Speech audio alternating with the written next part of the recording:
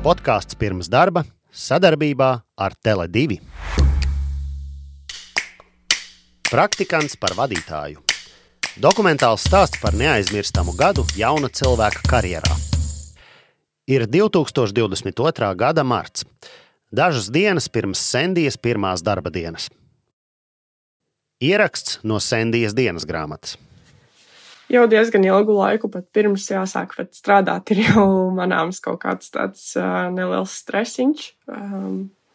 Nav gan tā ikdienā viņu nemana, bet zemapziņā viņš kaut kur ir nosēdies, jo sapņos pat jau redzu to, kādas būs manas pirmās dienas Tele2 un cik es esmu jau tur satraukta vai kā tas viss notiks. Un laikam jau to izraisa visvairāk tas, kad īsti pat nezinu vēl līdz galam, ko sagaidīt un ko no manis prasīs, bet tāds tā kā it kā sajūsma ir kaut kāda iekšā, it kā satraukums, bet tāds liekas, ka pozitīvs satraukums laikam. Sendijas mentors Raivo Rosts.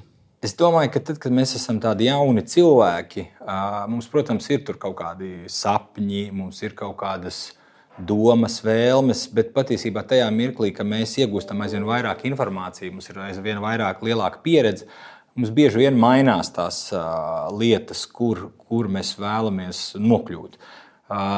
Mēs iespējams kaut kādā dzīves posmā, kādam varbūt tās agrāk jau tas mērķis ir. Man, piemēram, es teikšu godīgi, kad es mācījos pirmajā ģimnāzijā, mums apkārt, tie bija 90. gadu beigas, un mums apkārt notikās tik daudz dažādas sarunas. Tagad jau bezmaz vai ir jāver vaļā savus uzņēmumus, jau es tūlītās jau jākļūst par vadītāju. Un es atceros, ka es mācījos 12. klasē, man bija vēl 17 gadi, un man likās, tūlīt man beigsies skola, un es vēl bezmaz vai neesmu vadītājs. Ja? Kaut kā tāda. Un tad tu sāc strādāt Shell benzīntankā, ja? Tev ir tas pirmais atspēriena punkts.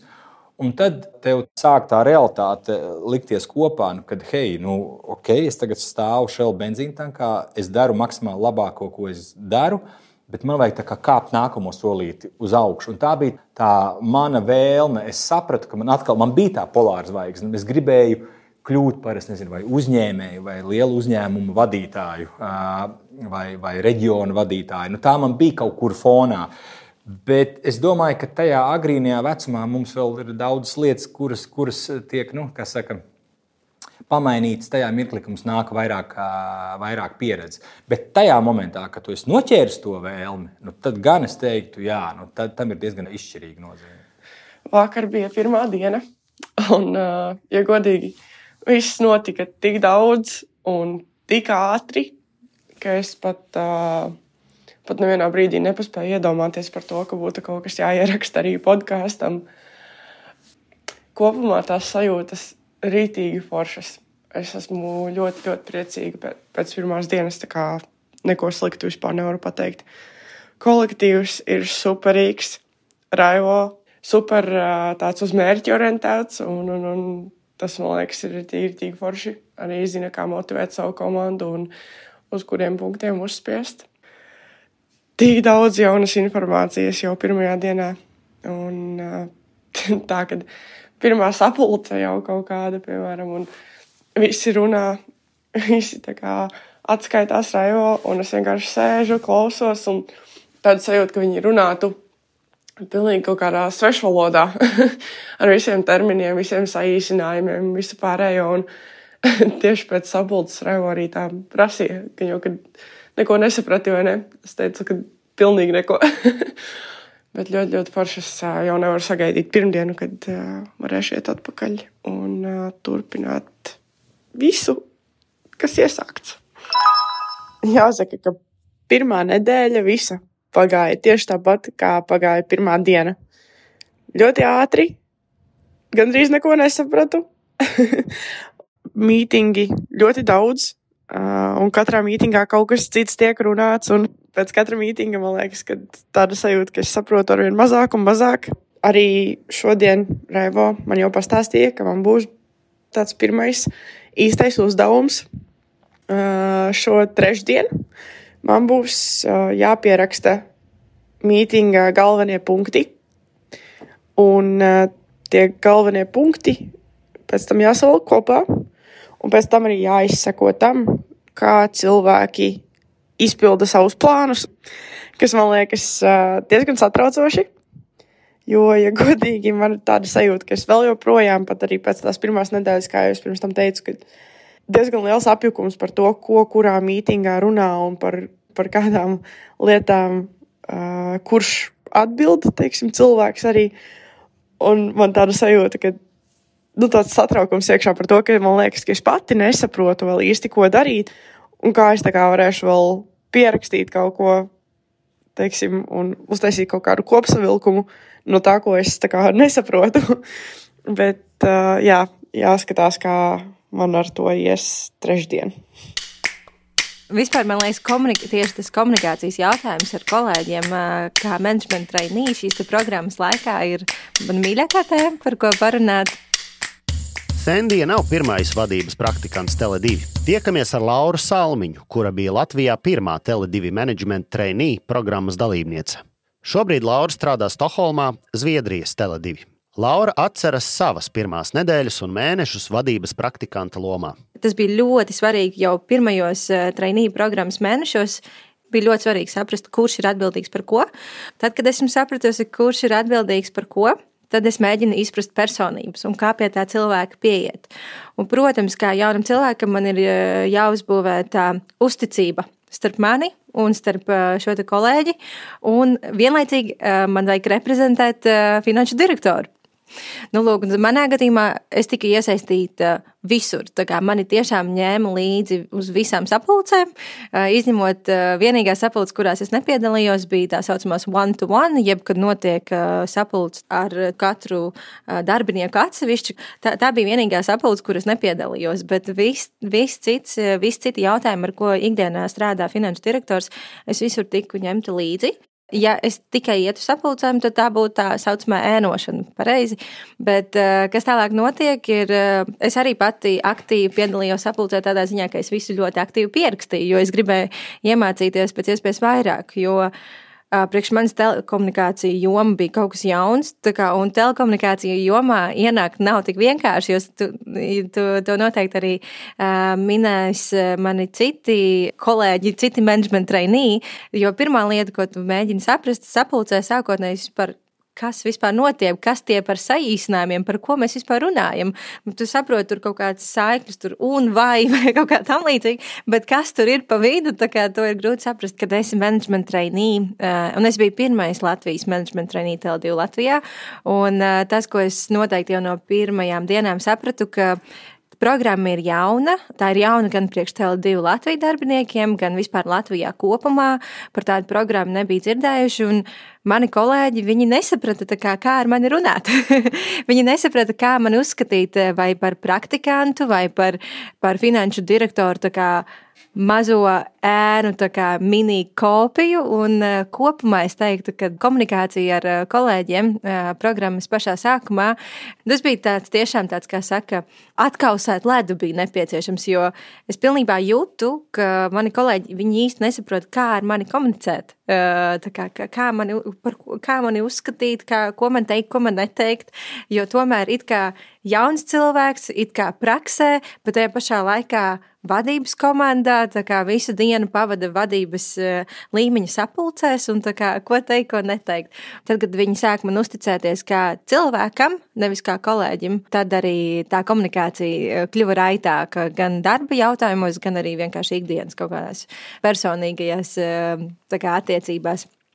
Un cik ātri tas notika, es domāju, tas aizņēma laiku, tas nebija ātri, tas noteikti, es domāju, kādu mēnešu 3 noteikti pagāja, jā. Ko, jauna nedēļa un jauni izaicinājumi. Sāk parādīties slodzīte un sāk palikt nopietnāk viss, un tas ir izjūtams.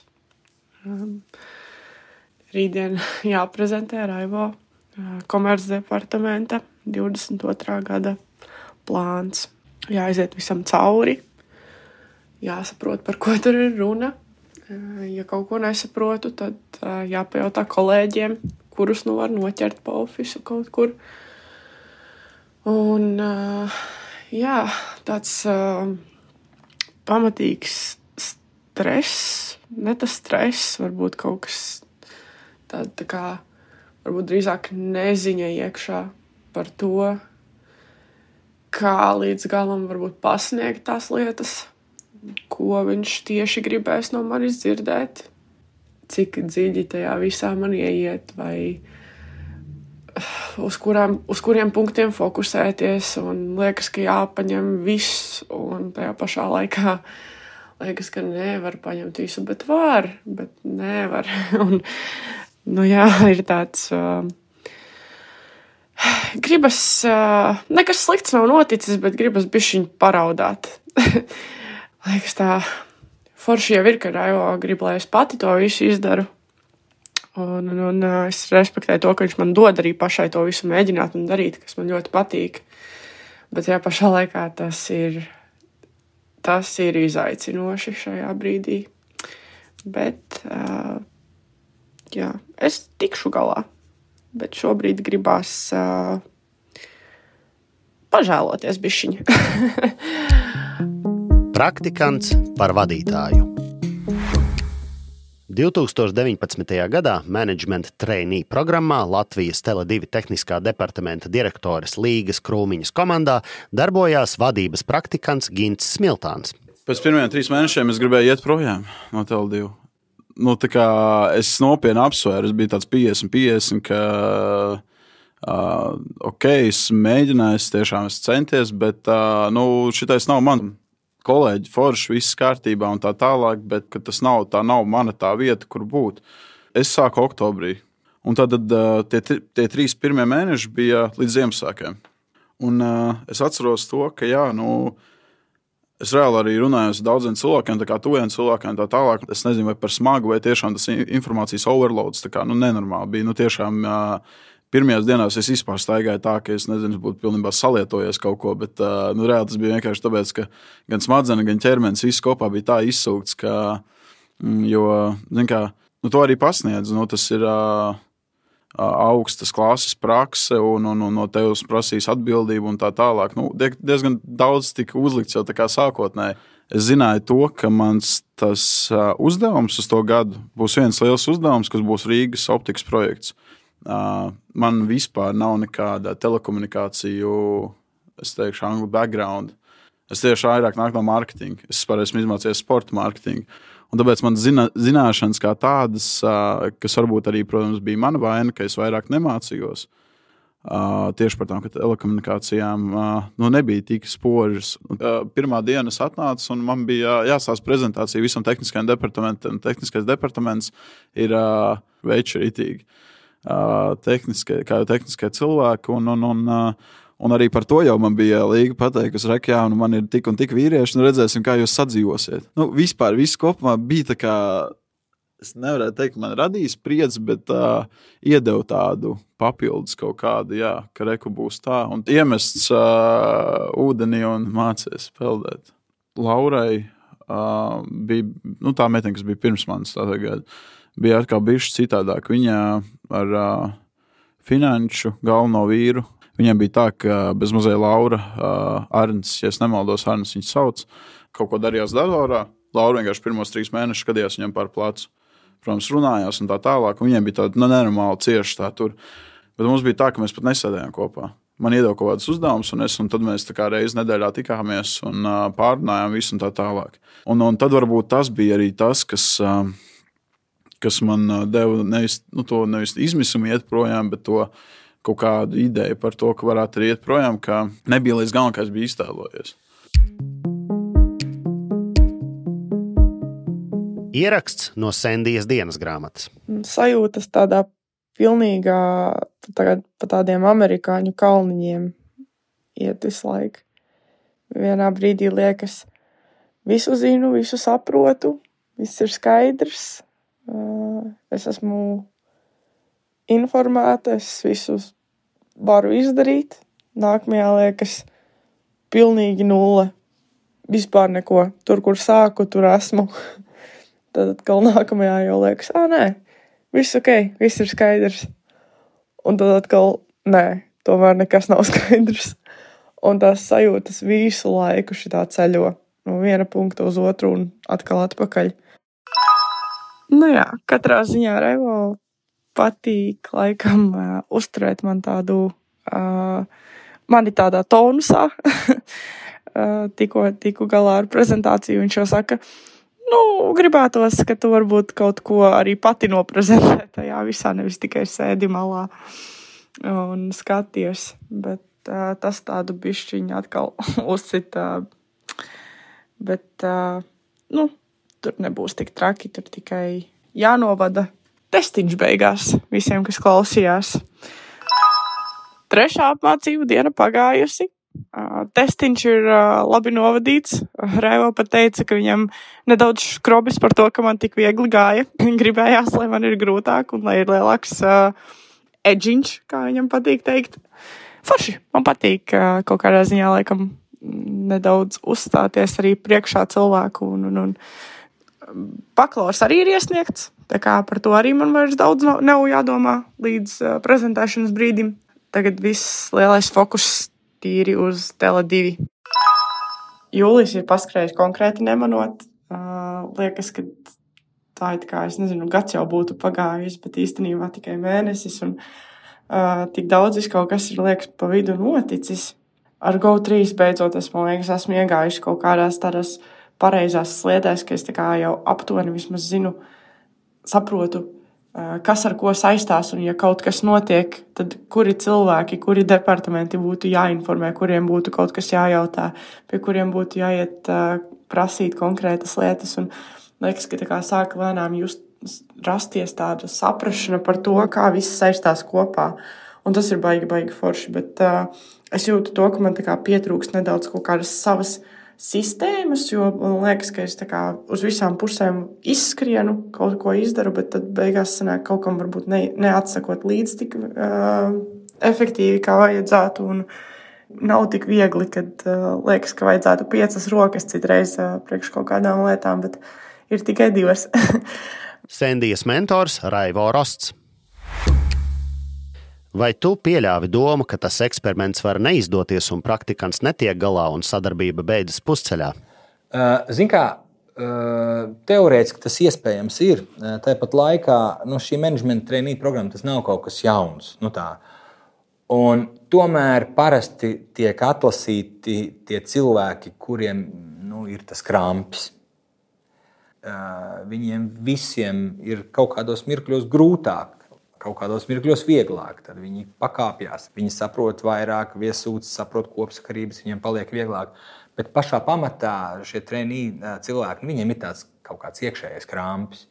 Un skaidrs, ka Sendijā bija tas krampis. Un faktiski vairāk, es teiktu, tas bija viņas tāds maksimālisms, ja varētu teikt. Tajā starp, zin kā, no sākuma, viss forši, viss jauns, un tad tāds, tā kā reality, ka vienkārši viņai tā informācija tik daudz, un plus vēl tev iedot ir tā kategorija. Un, tur vien brīdi viņai likās, es gribu saprast visu struktūru, kas viss kā ir. Mēs tur zīmējām ļoti daudz un centāmies tur atrast to skaidrības bildi. Bet man, es saku, man tā kā arī nelikās, ka teorētiski, protams, tu pieļauj, bet redzot to Sendijas krampi, būšu godīgs, līdz galam nebija tā doma, ka viņi varētu, aizietu, tāpēc, ka baigi daudz kaut kas, tā. Noklausījos pagājušās nedēļas ierakstu pēdējo, un tur es teicu, ka būs jauna enerģija jaunajai nedēļai. Pēc 4 dienām apmācību atpūtīšos un laikšu jaunajā nedēļā kā jauns cilvēks, bet šodien mēs turpinām apmācības. Tas vēl nav beidzies. Tas nogurums kaut kādā ziņā sāk piezakties atkal, bet šīs 3 šajā nedēļā gan būs pēdējās, un tad ķersimies pie jauniem darbiem. Nav jau tā, ka man nav arī citu darbu jau šobrīd, kas man vēl būtu jādara, bet šis pagaidām ir tāds primārais laikam. Plus vēl Go3, kas man iet visu laiku paralēli. Tur arī turpinam darboties, protams. Nav jau variantu. Jādara. Ir tāda interesanta lieta, ka šīs trainee programmas, teiksim, vecajā pasaulē viņas ir ļoti populāras, bet viņas mēdz būt dažādas. Un bieži vien vienkārši tur samet virsū kaudzi ar darbiņiem, kurus negribās, nav laika. Es negāju šo ceļu. Es tieši pretēji Sendijai iedevu šo ownership par to vienu kategoriju. Es apzināti nedevu kaut kādas mazās administratīvās lietas. Protams, bija tur sapulču uzsaušana, meeting minutes pierakstīšana. Bet tas nav kaut kas, kas man citās reizēs varbūt tās šausmīgi kaulu ir lauzis. Es drīzāk viņai devu grūtus uzdevumus, kas ir reālā biznesa vidē, nekā tur man asistēt ar kaut kādām administratīvām palīdzības lietām. Es nezinu, vai tas ir tikai ar mani tā. Man jau gan liekas, kā ar visiem, bet liekas, ka Raivo kā vadītājs ļoti labi jūt savus darbiniekus, un es varētu, man liekas, pateikt kaut kādu mazāko lietiņu, kas ka var sajust manā balsī, ka ir kaut kāds stress vai kas, un viņš uzreiz to noķers. Šodien vienkārši bija sapulcē kaut kāda tāda situācija, kad es teicu, ka es nezinu, es neko nesaprotu, un kad nav kaut kas man skaidrs, bet sapulcē Raivo pienāk. Kā tad ir kaut kāds maz tā kā stresiņš ir jūtams, ja? Jo mums tomēr GO3 ir palaists diezgan liels tāds piedāvājumu projekts, un man ir svarīgi, lai tas viss aiziet un lai tie rezultāti nāk. Un tad Raivo pasauca, parunājāmies, pastāstīja, ka īstenībā tie rezultāti ir labi un lai es neuztraucos un ka es tiešām daru un ka viņš redz, ka es daudz daru un ka mans ieguldītais darbs ir manāms un ka tas nav tā, ka pa tukšo vai kā. Un ļoti forši dzirdēt tādas lietas ir citreiz, kad atnāk kaut kāds nelielais satraukums vai kā. Un, man liekas, Raivo baigi forši to prot noķert un arī izrunāt. Es laikam esmu izskatos noskrējusies vai kā, bet šodien bija smieklīgi. Raivo pret mani pagriežās un viņš man prasa, cik ilgi tu jau te strādā? Es saku, 7 mēneši būs. Un viņš man prasa, un cik tu brīvdienas esi izņēmusi? Es saku, ka, ja neskaita to vienu, kad es paņēmu brīvdienu priekš izlaiduma augstskolas, tad laikam nevienu vēl. Un viņš man saka, bet tu zini, ja, ka tu drīksti viņas arī pieteikt un izņemt un iet brīvdienās. Es saku, jā, bet nav tā kā sanācis vēl. Tad Raivo tāds, tā, labi, dod kalendāru, skatāmies, kur tu vari ielikt savu brīvdienu un paņem savu kādas brīvas dienas. Tā kā būs man arī pirmās brīvdienas drīz. Šodien bija super dzimšanas diena darbā. Raivo ir tāda ritīga forša tradīcija, ka iknedēļas lielajā sapulcē departamenta tad visiem, kam tajā nedēļā ir dzimšanas diena, tad viņš pats uzraksta dzejolīti, un viņu arī visiem nolasa. Un tad visi apsveic to cilvēku, kam ir dzimšanas diena. Mans dzejolītis šodien izklausījās šādi. Nākotne ir viņas rokās, tai šodien arī labi sokās. Apķērīga, izdarīga, lielām lietām norūdīta. Lai Sendija sumināta svētkos, tik laime prieks, lai krātos. Ritīgi mīlīgi, baigi forši. Praktikants par vadītāju. Tas, kas bija, tas jau bija tāds iekšējais joks. Man ir 3 meitas, un tā 14-gadīgā meita man tīri vizuāli nedaudz atgādināja Sendiju. Un tad es to pateicu, man tiešām bija tā nedaudz tā sajūta, ka man ir 4. meita. Un man tā vēlme bija, ja man būtu vecākā meita, kurai ir pāri pa 20 gadi, gribās iedot maksimāli labāko. Un tā laikam bija tā mana pieeja. Iedot tādu bagāžu, ko es maksimāli varu izdarīt, lai viņai dzīvē būtu tāds spēcīgs atspērienu punkts. Tāda, kā lai es saku, negribās izklausīties pēc veca opīša, bet tā mana vēlme bija tā sincerely, no sirds iedot maksimumu, ko es kā Raivo kā komercdirektors, kā cilvēks, kurš ir turpat 20 gadus ir bijis vadītāja amatā, kā es varētu iedot maksimāli, lai tam cilvēkam tas palīdzētu turpmākajā dzīvē. Mana motivācija nebija par katrām varītēm tagad sagatavot speciālistu kaut kādai konkrētai pozīcijai. Tā mana vēlme bija iedot maksimāli, ko es varu no sevis, lai tam cilvēkam tiešām ir tāds reāls shortcuts. Tad mēs arī runājam ar Sendiju, ja viņi paskatās ar kaut kādiem vienaudžiem, viņi jūtās, ka viņai ir reāli tāds handikaps iegūts. Un tā laikam ir tā galvenā lieta, laikam es teiktu, ka tā bija. Atkal atgriežoties pie tā joka par to ceturtu, ka man ir ceturtā meita, tāpatās, ka tu gribētu savai meitai vai bērnam iedot visu maksimālo, ko tu vari. Tāda bija tā mana sajūta un tā mana motivācija. Atkal ir aktualizējies arī, protams, tas jautājums par to, ko es darīšu tālāk pēc programmas.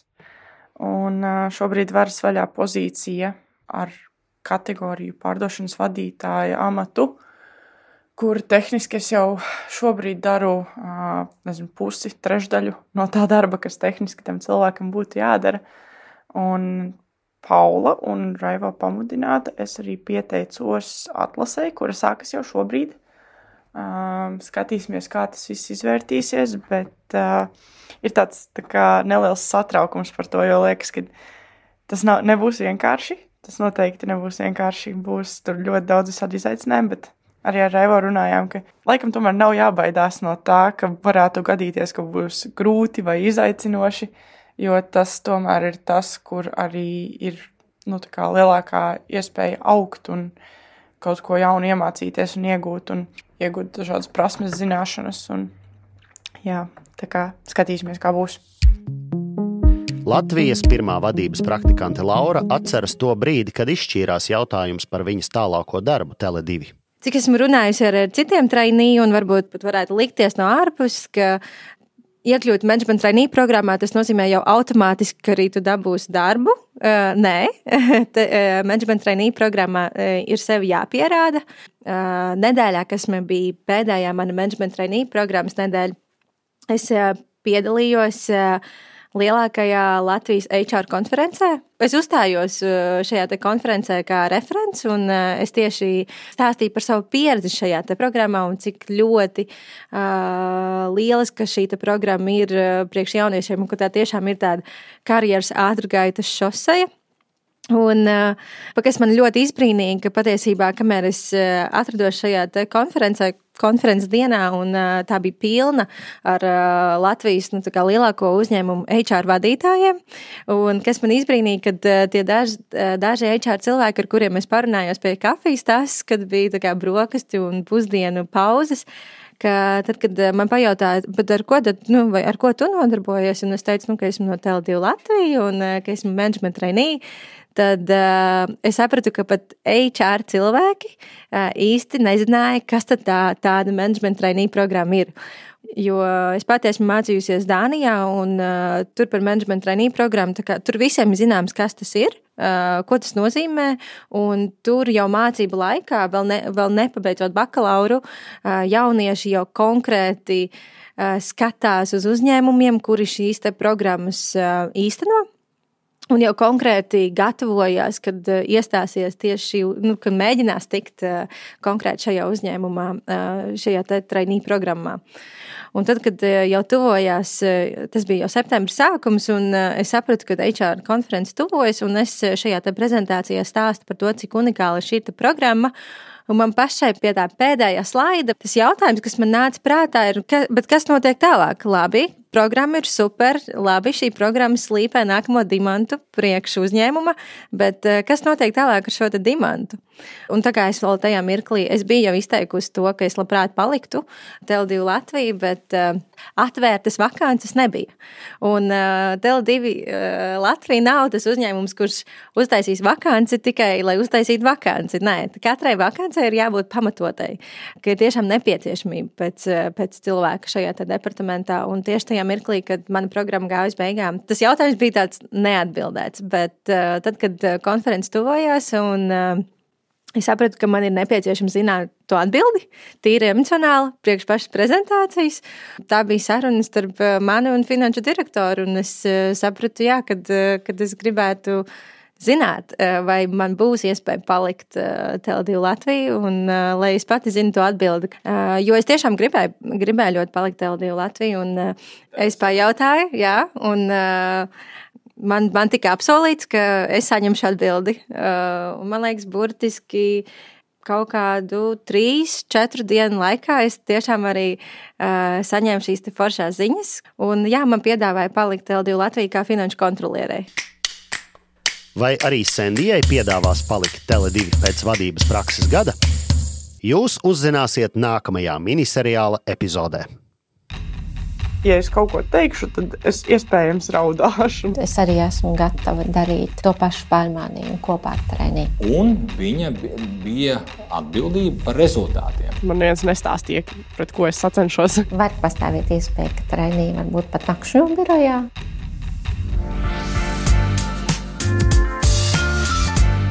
Idejas autors un producents Juris Garjāns, aizkadra balss Pēteris Galviņš, skaņas identitāte Mikaela Landen, miniseriāls tapis ar biedrības Skanda atbalstu sadarbībā ar Tele2.